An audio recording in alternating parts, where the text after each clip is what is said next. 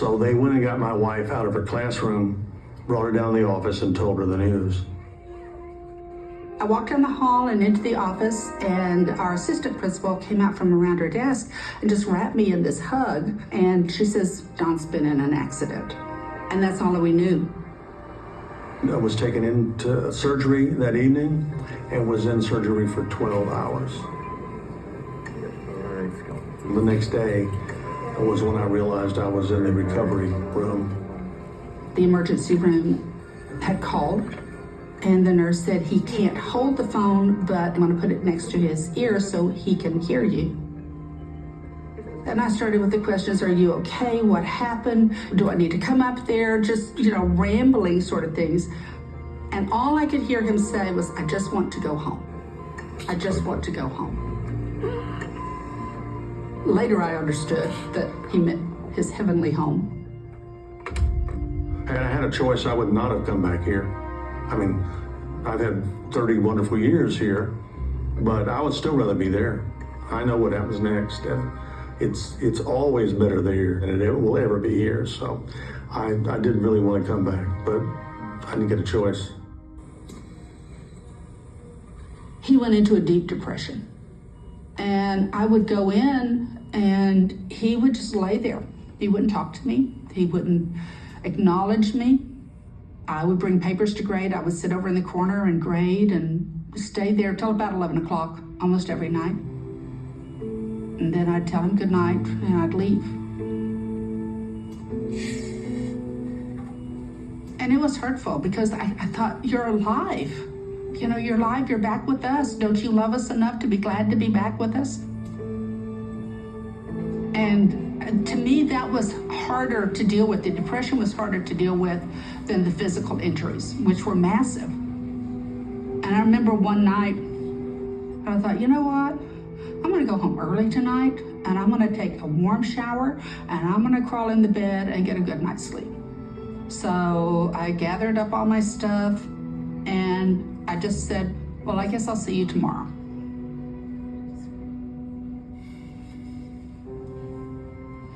No response.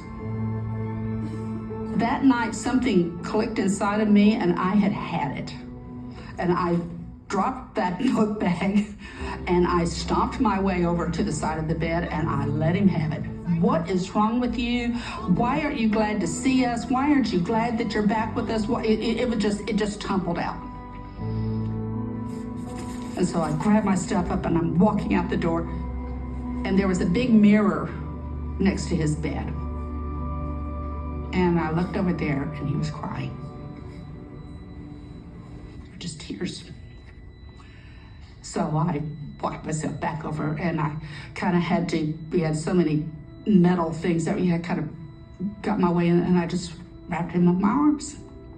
And I said, it's gonna be okay.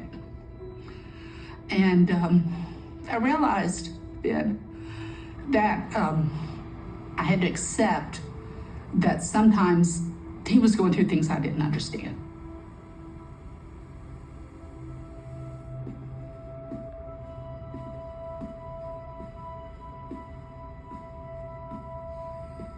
Finally, when we got through it, Jesus said, do you have any questions? And I said, I got a million questions. He said, what do you want to know? So I asked him everything that I could think of to know. And if we went through that, it would take us several years. And he gave me a whole new understanding of everything. I said, great. Now that I understand, I want to go to heaven. He said, I'm not ready for heaven yet. Finally, I said, what do you want me to do? I want you to love the person that you're with. And I said, okay, yeah, but then what do you want me to do after I do that? And he said, no, that's what I want you to do. And I said, what good's that gonna do? And he said, it's gonna change the world. And I said, that's gonna change the world? I don't think so. No, I said, you don't understand. The world is like a terrible, cruel place. Even if I love someone, they're just gonna go get beat up somewhere else, and they're not gonna. And he said, no, if you love someone, they'll take that love out into the world, and maybe they'll love somebody, and it'll grow and grow and grow. I said, it's not gonna work. And he said, it's God's plan. It's gonna work. Well, when he pulls out the God's plan work, I was like, what can you say? And so finally I conceded. And I said, okay, I'll go back. And with that, bang, I'm in the body, I'm in the bed.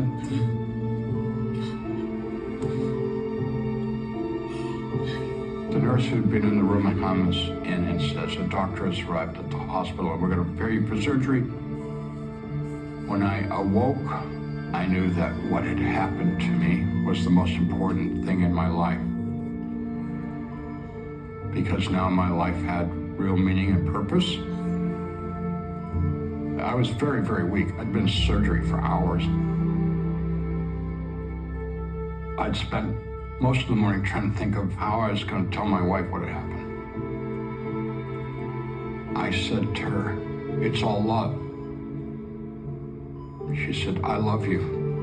And I said, I know you love me, but it's all love. She said, what are you talking about? And I said, it's an ocean of love. And you have to just go into that ocean of love and be a part of it.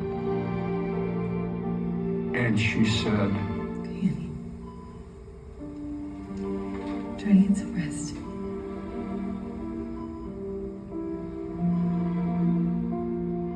here I am. I'm giving her the abbreviated wisdom of God. And she's basically telling me, you know, you're making no sense. It's crazy talk. From that day forward, I tried to tell people about God, heaven, hell, what I'd experienced, and nobody took me seriously at all. I was a zealot. I was a complete zealot. And it was not good for my relationship with me, because the more that they did not respect what I was trying to tell them, and the more they told me I was nuts and crazy and stuff like that, the more it totally alienated them from the Bible, from God, from me. I mean, it was completely counterproductive. It was a disaster.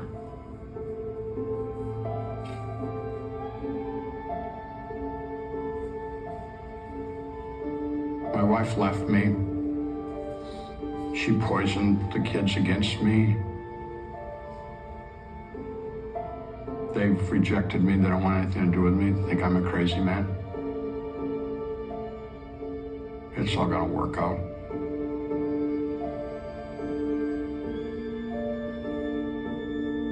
I know that God works stuff out. It just doesn't happen on our time frame.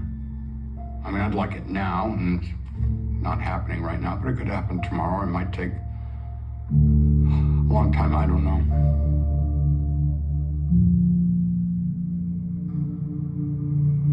A couple of years down the road, when I found out about the heaven experience, people have asked me, aren't you mad that he didn't tell you?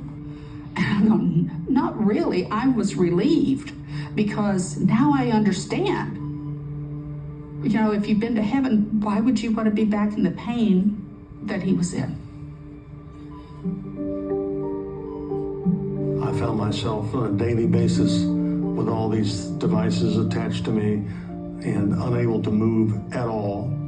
I couldn't do a single solitary thing for myself at all. 38 and then 39-year-old man who was completely helpless.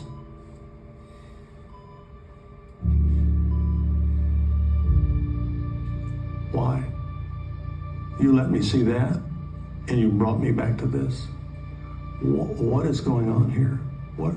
What's the purpose of this?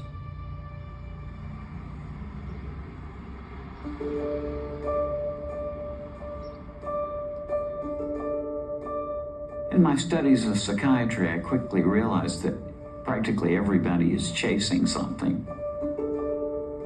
Some chase fame or money or power. But what I quickly realized in talking with people who had near-death experiences is that whatever they were chasing before this experience convinced them that what life is all about is learning to love.